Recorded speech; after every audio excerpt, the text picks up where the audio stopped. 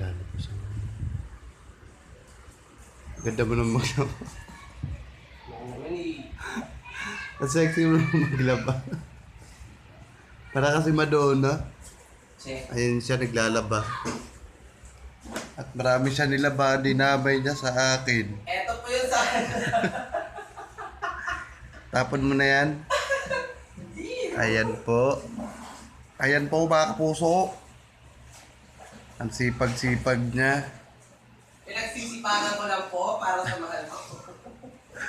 Para sa magandang buhay. Para kay kauundan ng ekonomiya, ginagawa ko ng puto.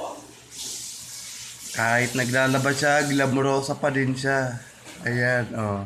Diba? Ikaw na. Ay ka, yung sa'yo nagluto ka ako na. Okay lang yan. Maganda ka naman dito eh. Basta medyo basta malayuan lang. Huwag lang masyado lapit. Papaking kita dito. Maganda pa rin naman pag lumapit. Pero hindi lang kagaya nito. Ayan. Kanya po siya maglagay sa akin. Ayan. Pinasabi niya ako.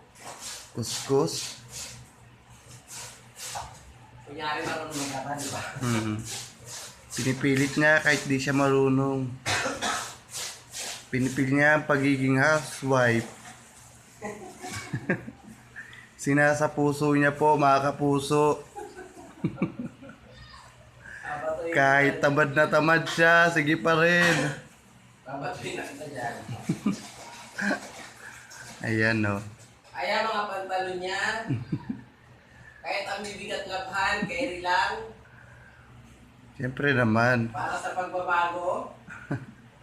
Kaya ako po siya pinaglalaban kasi paralisado po siya. O, di ba? Wala din. Ayan. Ayan, bigat po niyan.